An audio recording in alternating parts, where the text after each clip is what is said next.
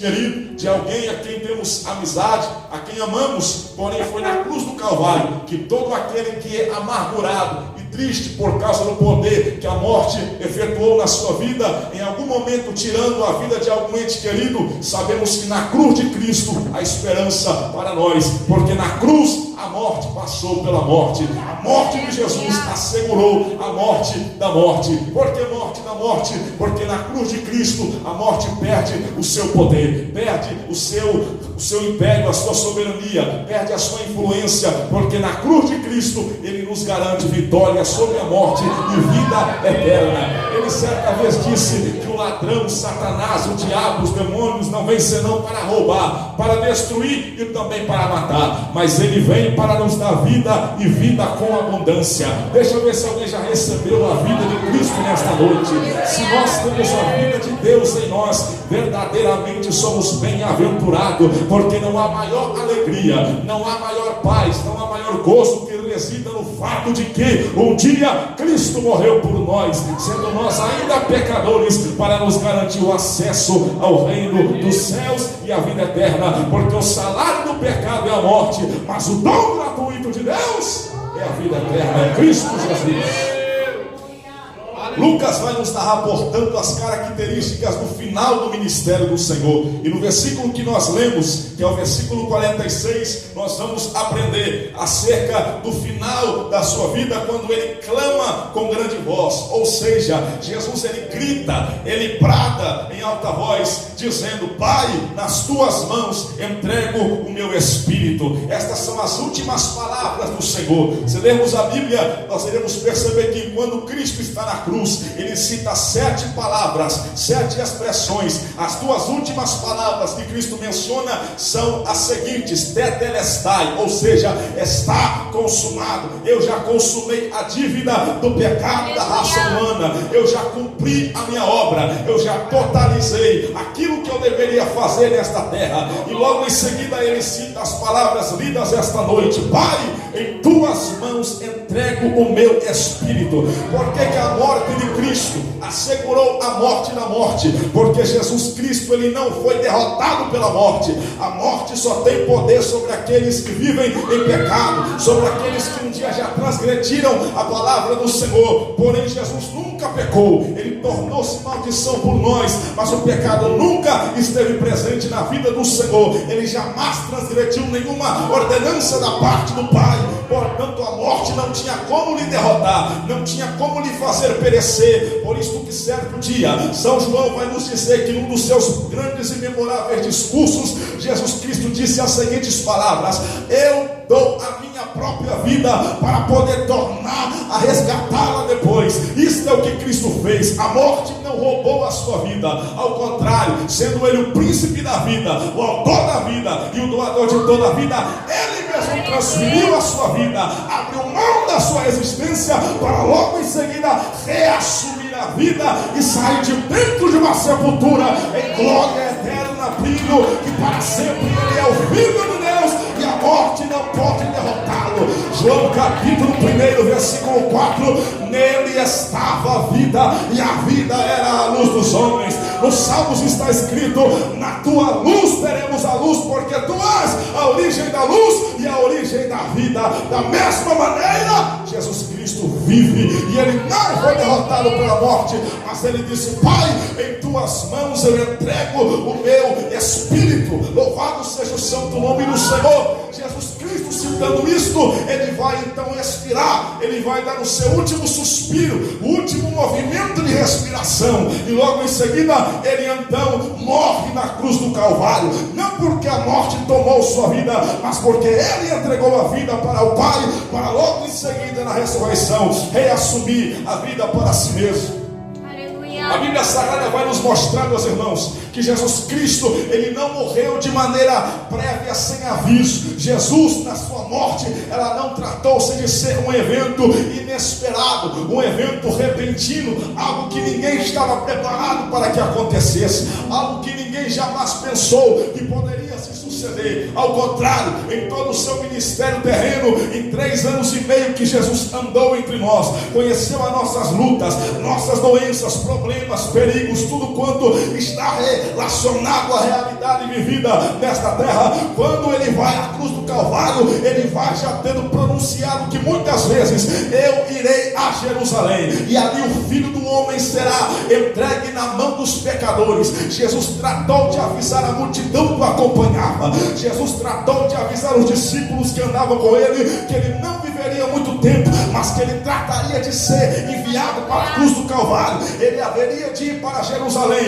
e ali ele então terminaria a obra que ele veio realizar nesta terra. E sem dúvida, olhando nós não apenas para a vida de Jesus Cristo, mas para todos os oráculos sagrados, desde o livro de Gênesis até a narrativa dos evangelistas do Novo Testamento, nós perceberemos e entenderemos que a Bíblia muitas vezes pré-anunciou que Cristo Jesus iria perecer na cruz do Calvário. Portanto, a morte de Jesus, ela não é um evento que acontece repentinamente. Antes, Deus o Pai já havia avisado a humanidade, os profetas já haviam avisado a humanidade, muitos textos sagrados já haviam apontado para o Calvário, e sem dúvida alguma, iniciando-se a revelação de Deus na Bíblia Sagrada para o homem, iniciou-se também a proclamação da mensagem da cruz. Logo nos primeiros capítulos da Bíblia, já vemos a morte de Jesus sendo anunciada para preparar o coração da humanidade e preparar o terreno da vida humana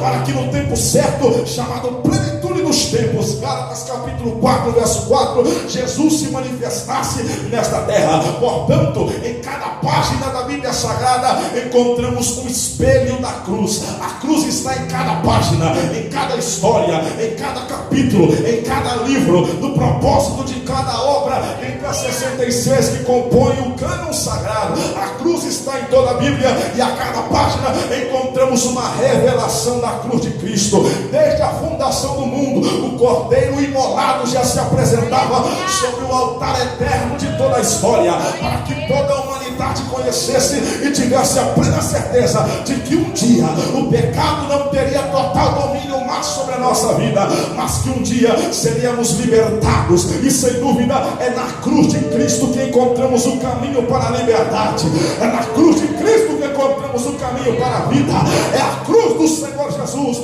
que abre para a nossa porta do céu e nos garante acesso a um caminho de vida, a um caminho de glória, a um caminho de vitória, a um caminho de triunfo. E tudo isso encontramos na cruz. Nessa noite, eu não sei daquilo que você precisa, mas aquilo que você necessita, vá em direção ao monte do Calvário, porque no alto da montanha da morte de Cristo, Ele está de braços abertos, revelando que Ele está pronto a receber a raça humana nos seus braços e nos garantir entrada no pleno reino de Deus. Cada período da história nos revela uma face da cruz. Cada livro da Bíblia nos mostra um período, uma face da morte e da crucificação do Senhor Jesus. E por isso que nesta noite gostaria de mostrar aos irmãos 5 faces da cruz, 5 faces da morte vicária do Senhor Jesus, partindo-se do pressuposto que a morte de Jesus em todos os tempos ela foi anunciada. Desde o Gênesis ela já estava sendo revelada para o homem. Portanto, quando Cristo vai à cruz, encontramos algo não repentino, não de sem prévio aviso, não algo inesperado, mas algo que já estava sendo preparado pelo próprio Pai há muito tempo.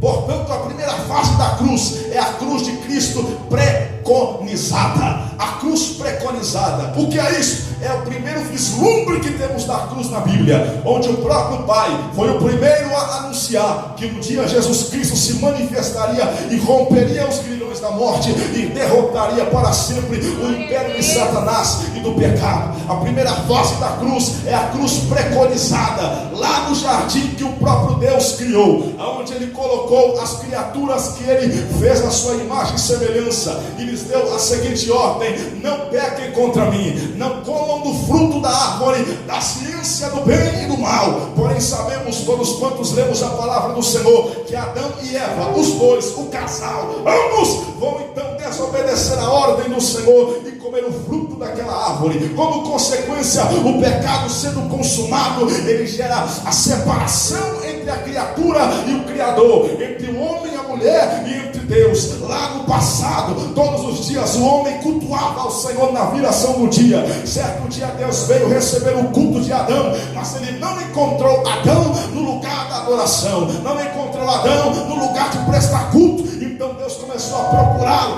e ele vai procurando e perguntando: Adão, onde você está? Adão, onde tu estás? E Adão, escutando o Senhor lhe perguntar, ele se esconde para não ser encontrado por Deus. Ora, Deus sabia onde Adão estava, mas ele esperava que Adão confessasse o seu erro, confessasse o seu pecado. Quando Deus encontra-se com Adão, ele vê que Adão compôs para si folhas de figueira, e de repente Adão vai dizer para Deus: Senhor, a mulher que tu criaste, ela me enganou. Deus olha para a mulher e fala: eis que você comeu o fruto que eu falei para não comer. A mulher deu como desculpa para Deus, ela disse: ei Senhor, a serpente, ela me enganou. Deus, portanto, sabendo de antemão que o homem se distanciaria da sua vontade e pecaria contra ele, ele citou a primeira palavra para preconizar a cruz de Cristo. Um texto que é muito conhecido pela igreja, no capítulo 3, versículo 15, onde o próprio Deus vai citar as seguintes palavras: eu colocarei inimizade entre tu, serpente,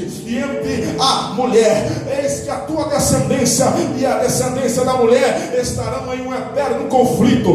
Esta te ferirá a cabeça e tu lhe ferirás o calcanhar. Era o próprio Pai manifestando que haveria uma descendência espiritual da serpente, representada por Satanás e os seus demônios, e também haveria uma descendência da mulher, que era representada pelo próprio Senhor Jesus. O próprio Deus estava dizendo: eu porei inimizade entre a serpente e você, entre a tua descendência e a descendência da serpente. Tu lhe ferirás a cabeça da serpente, e a serpente ferirá o teu calcanhar. O que o Pai estava dizendo para toda a humanidade naquele momento? Estava mostrando que para todos os tempos futuros haveria um conflito espiritual entre a descendência da serpente e a descendência do seu Filho Jesus Cristo, a descendência, melhor dizendo, da mulher. E havendo esta batalha, este confronto, esta inimizade, esta luta, esta inimizade, o que haveria de se suceder no futuro? A descendência da serpente feriria o calcanhar da descendência da mulher, ou seja, Cristo seria ferido na cruz do Calvário, porém a sua ferida lhe levaria a ferir também a cabeça da serpente. Se você vai no meio do mato e você encontra uma serpente rastejando, quando você pisa na cabeça dela, ela então deixa de ter vida. O próprio Pai estava anunciando a mensagem do Calvário, querendo nos dizer que seu filho morreria um dia na cruz do Calvário, e através da sua morte a serpente para sempre seria derrotada. Satanás e os seus seguidores perderiam todo o poder, perderiam toda a autonomia, perderiam toda a autenticidade, porque na cruz do Calvário Cristo realmente foi ferido. O seu calcanhar recebeu as feridas dos pregos, da coroa de espinhos, da chicotada, do seu lado que foi aberto pela lança de um soldado. Mas foi na cruz do Calvário que a cabeça da serpente foi completamente atacada, para revelar que na cruz do Calvário Satanás perdeu a guerra, Satanás perdeu a batalha. Hoje nós podemos levantar a mão e adorar. Quem vem adorar, quem vem adorar, quem vem adorar, quem vem adorar. Hoje nós podemos adorar a Deus, porque a serpente já está destruída, Satanás já está destronado, mas Cristo é triunfante, é vencedor. Jesus Cristo venceu a Satanás no Calvário. Ele foi ferido sim, mas a cabeça da serpente foi ferida, e Satanás não tem mais autonomia sobre a minha vida e sobre a tua vida, porque na cruz do Calvário o cetro de justiça bateu para nós, em nosso favor, a sentença de revogação da condenação eterna. E hoje podemos cantar o hino da vitória, porque a vitória é nossa pelo sangue de Cristo derramado na cruz do Calvário. Esta é a primeira fase da cruz, a cruz preconizada. A segunda fase da cruz é a cruz alegorizada, a cruz representada, a cruz simbolizada. No capítulo 22 de Gênesis, Deus se apresentou para um dos homens mais íntimos do Senhor na Bíblia Sagrada, homem por nome de Abraão, conhecido até hoje por nós como pai da fé. E Deus lhe disse no cair da madrugada: Abraão, levanta-te daí, pega o teu filho, sobe ao alto do monte Moriá e ofereça-o para mim em holocausto, em cima de uma das montanhas que eu te mostrarei. Logo ao iniciar do dia, ao nascer do sol, Abraão toma o seu filho, toma o seu jumento, os seus servos, a lenha para o sacrifício, o cutelo, a faca para realizar o sacrifício no altar de Deus, e ele vai com seu filho 3 dias a caminho do monte Moriá. 3 dias depois que eles vão se aproximando da montanha escolhida por Deus para o sacrifício, Abraão olha para os seus servos e diz para eles: fiquem aqui, porque eu subirei ao alto da montanha e oferecerei o meu filho em sacrifício, mas logo em seguida nós dois retornaremos e voltaremos para casa. Os servos de Abraão ficam ali onde ele lhes ordenou para ficar, e ele sozinho com seu filho Isaque, que era o filho da promessa, sobe ao alto da montanha. Eles tinham tudo quanto precisavam para o sacrifício. Enquanto eles vão caminhando, subindo a íngreme montanha, Abraão, pai da fé, um homem velho, carrancudo, já de muita experiência com Deus, ele escuta uma pergunta que ecoa por todos os tempos da história humana até esta noite: onde está papai, o cordeiro? Isaque pergunta para Abraão: onde está o cordeiro? Porque nós temos tudo para oferecer ao Senhor. Isaque não sabia que a sua vida estava prestes a ser oferecida para Deus, mas Abraão, querendo mostrar o seu amor por Deus, o seu amor pelo Senhor, que jamais seria derrotado por amor a nada nessa terra, porque Abraão não era preso a nenhuma bênção que Deus lhe concedera. O seu amor por Deus era maior que tudo. Ele então levava Isaque para o sacrifício no altar, e ele responde: meu filho, não se preocupe, Jeová Jireh, Deus proverá o cordeiro para o sacrifício. E enquanto eles vão subindo, Isaque confia nas palavras do seu pai, e quando ele descobre que ele mesmo há de ser oferecido ao Senhor, ele não resiste, ele não brinca, ele não confronta, ele se entrega para o altar de Deus. Abraão coloca sobre o altar, lhe amarra, e quando ele levanta o cutelo para oferecer o seu filho em sacrifício, o anjo do Senhor se apresenta e brada: Abraão, não faça mal a criança, porque eu já sondei a você e já vi que você me ama acima de todas as coisas, e que mesmo que o teu amor por mim implicasse a perder o seu filho a quem tu amas, você não retardou em oferecê-lo para mim. Quando Abraão olhou para o outro lado, pastor Domingo, ele viu um cordeiro, um carneiro com as pontas presas no matagal. Então ele vai ao encontro daquele cordeiro, pega, traz para o altar e oferece em sacrifício ao Senhor Deus. Aquele cordeiro estava representando o próprio Filho de Deus, o próprio Senhor e Salvador Jesus Cristo, porque Cristo é representado por muitos animais na Bíblia, e um deles, os quais, sendo a representação mais profunda da vida do Senhor Jesus, ele é manifestado e representado como um cordeiro. Porque o cordeiro fala da sua sensibilidade, fala da sua pureza, fala da sua beleza, fala do seu sangue que seria derramado. Por isso que quando João Batista, cuja menção já foi feita nessa noite, estava batizando as vidas pecaminosas no Rio Jordão, ele olha para a sua dianteira e ele vê que o homem se apresentava a ele, e quando ele vê aquele homem se apresentando, ele aponta o dedo em riste e cita o seguinte: eis o Cordeiro de Deus que tira o pecado do mundo. O Cordeiro provido por Deus em Gênesis capítulo 22, no alto da montanha aonde Abraão sacrificou aquele carneiro. O cordeiro representado por Êxodo capítulo 12, cujo sangue deveria ser passado nos umbrais das portas. Esse cordeiro não é outro senão o próprio Senhor Jesus Cristo, cuja morte estava sendo representada, simbolizada, alegorizada, porque Cristo é o Cordeiro de Deus. Aleluia. A terceira fase da morte de Cristo é a morte de Jesus profetizada. Quando eu falo da morte de Cristo preconizada, a figura que está em evidência é o próprio Pai. Quando eu digo que a morte de Jesus foi alegorizada, a figura que está em evidência é de um cordeiro. Mas quando eu falo que a morte de Cristo foi profetizada, a figura que está em evidência é o profeta. E o profeta que se tratava do embaixador de Deus na terra, a boca do próprio Pai. E o profeta, sem dúvida, que mais apregoou a vida e a morte de Jesus nesta terra, sem dúvida foi o homem chamado Isaías. E aí escreveu um dos capítulos mais magníficos da sua profecia, que era o capítulo 53. Ele disse: verdadeiramente Ele tomou sobre si as nossas dores, nossas enfermidades.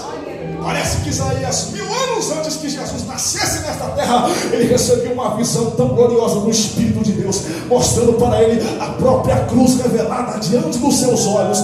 Ele olha para o Cordeiro sendo crucificado naquele Calvário. Ele pega no pincel e começa a escrever: verdadeiramente Ele tomou sobre si as nossas enfermidades. Nós o reputávamos por aflito, ferido de Deus e oprimido. Todos nós andávamos desgarrados como ovelhas, mas o Senhor fez cair o nosso pecado sobre Ele. Verdadeiramente Ele era um homem de dores, experimentado nos trabalhos, o homem do qual não fizemos dele caso nenhum. Não havia nele aparência, não havia nele beleza, esplendor ou formosura para que nós o desejássemos, mas Ele assumiu a nossa culpa. Ao Pai agradou morrendo, fazendo enfermar como um cordeiro mudo. Olha o cordeiro aí, como o cordeiro mudo foi levado ao matadouro, e como ovelha muda perante os seus tosqueadores, Ele não abriu a sua boca, e o castigo que nos traz a paz estava sobre Ele. Oh glória, oh glória. Se nessa noite nós temos paz, é porque naquele dia Jesus Cristo assumiu as nossas dores, os nossos pecados, as nossas preocupações, e Ele as levou para o alto do Calvário. Se hoje a ansiedade não te derrota, se hoje você não tem motivo para sucumbir à depressão, nem ao estresse, nem a nenhum problema psicológico, é porque na cruz do Calvário Jesus te concedeu paz. E se você está aqui nessa noite, Jeová está concedendo paz para você. Receba a paz de Deus, receba a paz do Senhor, receba a paz de Cristo, receba a paz que vem da cruz, porque pelas suas feridas nós fomos sarados. Você foi sarado pelo poder das feridas do Mestre. O calcanhar ferido te deu a cura, a morte de Jesus te deu a vida, o seu sofrimento nos concedeu restauração. Morte sendo profetizada. Isaías, no binóculos da fé, ele vê Jesus lá na frente sendo crucificado, e ele não tarda em revelar as características do sofrimento de Jesus. Muitos de nós já sofremos nesta terra. Se eu perguntar para algum de nós aqui, quem nunca passou por sofrimentos, todos nós confessaremos convictamente que passamos já por muitas lutas, dores, problemas. Enfrentamos já vales, desertos, cavernas. E se nós olharmos para trás, para o túnel da história, e estudarmos a vida de cada grande personagem que a história pregou suas vidas para nós, veremos que todos eles passaram um dia pela estrada do sofrimento. Se abrirmos a palavra do Senhor, veremos que os seus grandes personagens, todos eles encontraram um dia o sofrimento. Mas o que nos traz consolo, paz e alegria é saber que Jesus foi aquele que mais sofreu. Ninguém jamais sofreu tanto quanto Ele. Ninguém jamais padeceu tanto quanto Ele. E o que nos alegra é saber que muitos de nós muitas vezes sofremos pelos motivos errados.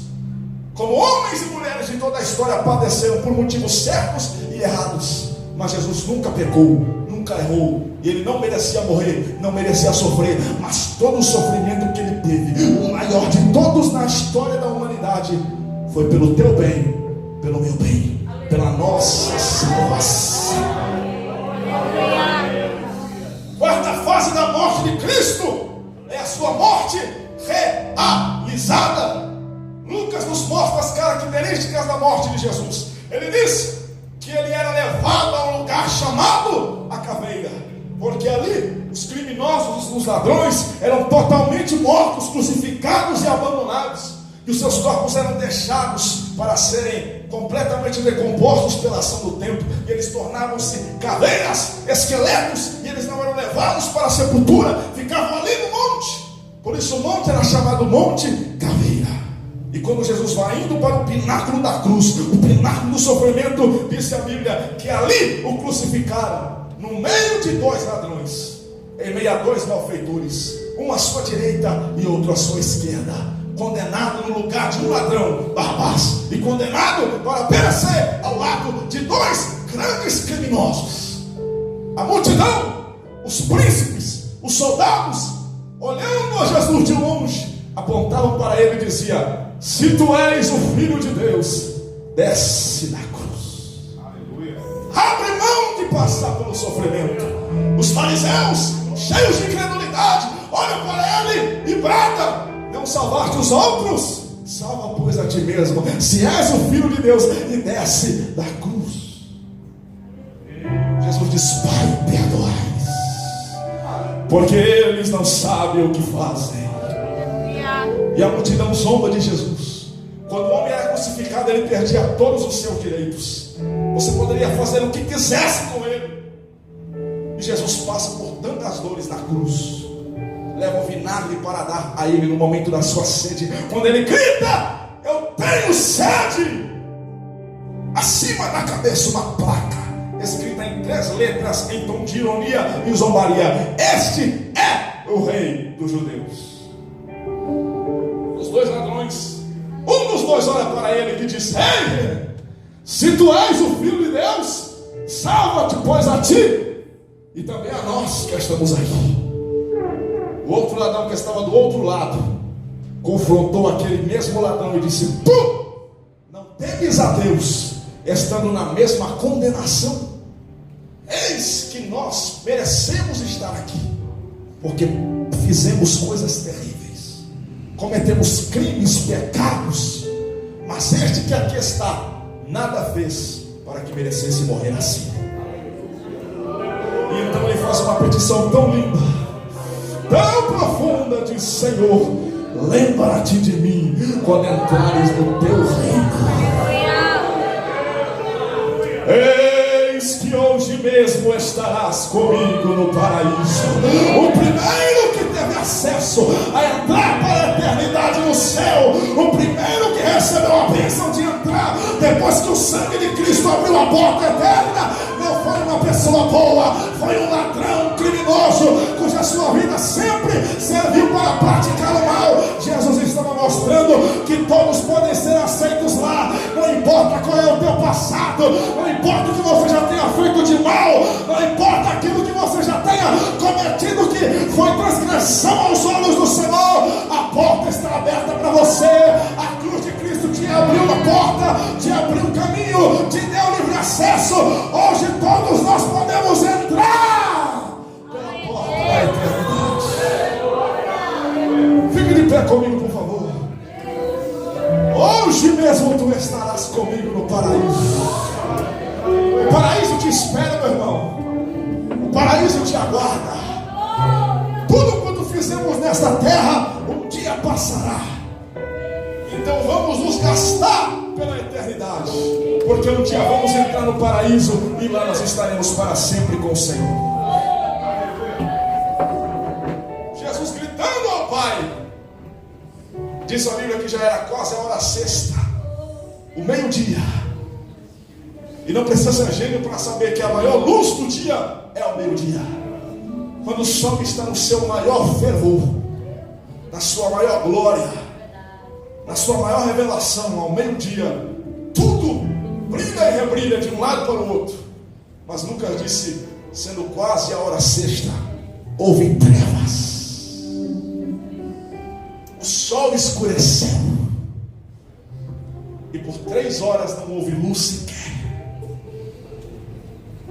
Quando Jesus no alto do monte, sentindo dores e amargura, diz: Pai, em tuas mãos entrego o meu espírito. O monte começou a tremer. O terremoto invadiu a cidade de Jerusalém.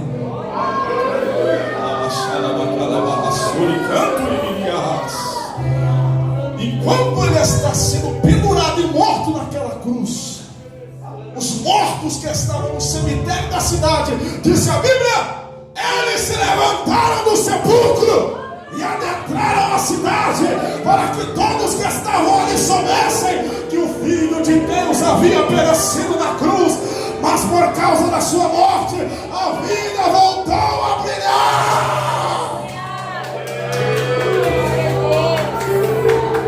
O centurião, vendo Jesus entregar o Espírito, envergonhado, arrependido, olhando para o Cristo crucificado, ele disse: verdadeiramente, este era o Filho de Deus. Quem nesta noite pode confessar que só Jesus Cristo é? Ele é o Filho de Deus. Ele é o Cordeiro morto desde a fundação do mundo. Ele é o leão da tribo de Judá. Ele é a fonte aberta da casa de Davi. Ele é o rebento de Jessé. Ele é a resplandecente estrela da manhã.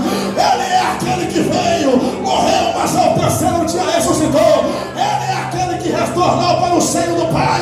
Ele é aquele que um dia voltará. Os céus se abrirão, a trombeta vai tocar e a igreja vai subir para a glória. Ele é aquele que um dia retornará para a terra, montado em um cavalo branco, na sua coxa escrito Rei dos Reis e Senhor dos Senhores. Ele é o Filho de Deus.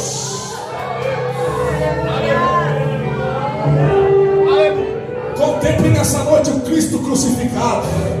Contemple nessa noite a cruz do Calvário levantada sobre esta igreja, e Jesus pendurado sobre ela, morrendo a tua morte, padecendo as tuas dores, chorando as tuas lágrimas. É por causa do seu sofrimento que você não precisa mais ansiar, ser deprimido, achar que está derrotado, pensar que não tem saída para você, nem para a tua casa, nem para a tua família. Há saída para você, a vitória te esperando nessa noite. A porta do céu não está fechada, ela está aberta, e Jesus de braços abertos te chama. Entra, entra, entra pela porta. Eu morri por ti, eu já morri, mas eu venci a morte, eu venci o túmulo, eu venci a Satanás, eu venci o pecado. E se eu venci, se eu sou vencedor, eu te chamarei nessa noite de mais do que vencedor em Cristo. Você é mais do que vencedor nessa noite, pelo poder do sangue, pelo poder da cruz.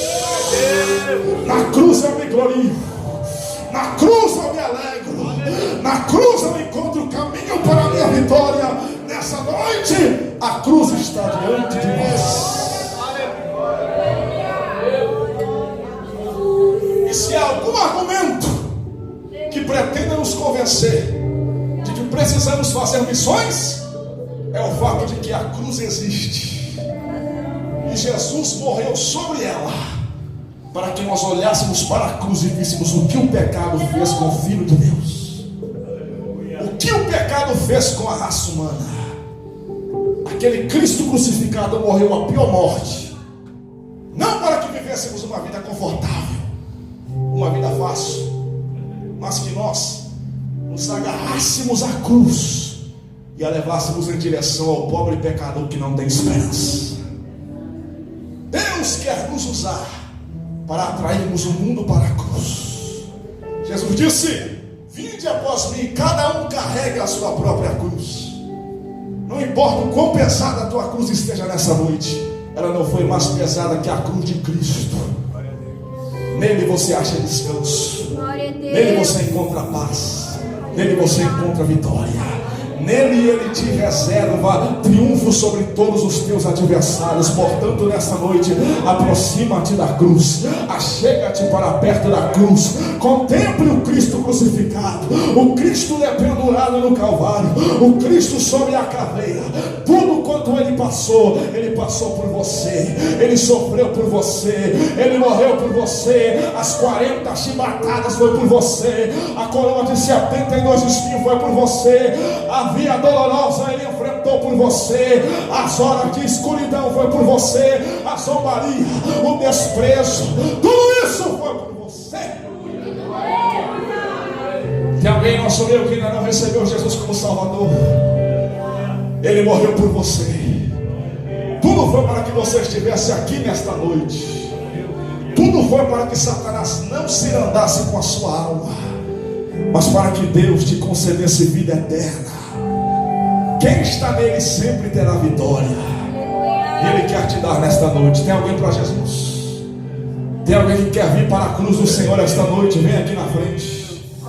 Levante as mãos que nós vamos orar por você. Tem alguém para Jesus? Sobre a cruz, pendurado, Ele te espera. Suba com Ele nessa noite para a cruz. Hospeda-se com Ele sobre o altar da caveira.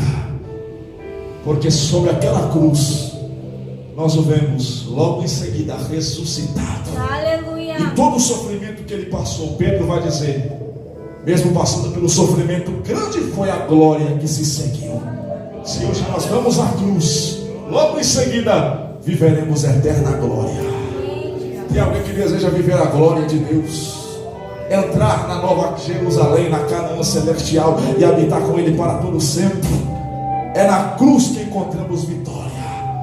Esconda-se atrás da cruz, lance os teus pecados, lance as tuas dores, lance as tuas mágoas, e você viverá uma vida feliz, porque Jesus levou sobre o madeiro tudo que nos trazia castigo, e o castigo que nos traz a paz estava sobre Ele. Levante as mãos para o céu, vamos orar. Senhor Deus, Pai Todo-Poderoso, Tua igreja para a qual anunciei a Tua palavra nesta noite, ó Deus Todo-Poderoso, nós oramos e pedimos a Ti, Senhor Deus, que nunca saia de diante da nossa visão a vista do Cristo crucificado, que possamos contemplá-lo todos os dias, ó Pai, perecendo a morte vicária de sofrimento, a morte de tão grande dor, de tão grande luta e tristeza, Pai querido, tudo por amor a nós, para que pudéssemos receber vida e termos vida eterna, vida com alegria, vida com abundância. Ó Jesus querido, Tu que passaste pelo Calvário, morreste naquela cruz, mas ao terceiro dia ressuscitaste.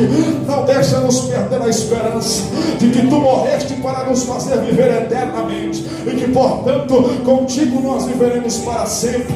Abençoa este irmão, abençoa esta irmã, dai-nos graça para suportar este mundo, as provações, as tentações, os sofrimentos, os desertos, para que naquele dia, meu Pai, nós possamos ter vida eterna, possamos entrar na nova cidade pelas portas e habitar contigo para todo sempre, em nome de Jesus. Que a Tua igreja se alegre nessa noite, que o Teu povo receba o espírito de vitória, de triunfo, de alegria, de paz, de coragem nesta noite, porque o Senhor já nos garantiu a vitória, e por isso nós Te exaltamos, por isso nós Te agradecemos, por isso nós Te glorificamos, porque em Ti recebemos a vitória para sempre.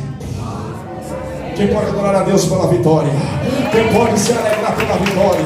Quem pode glorificar a Deus pela vitória?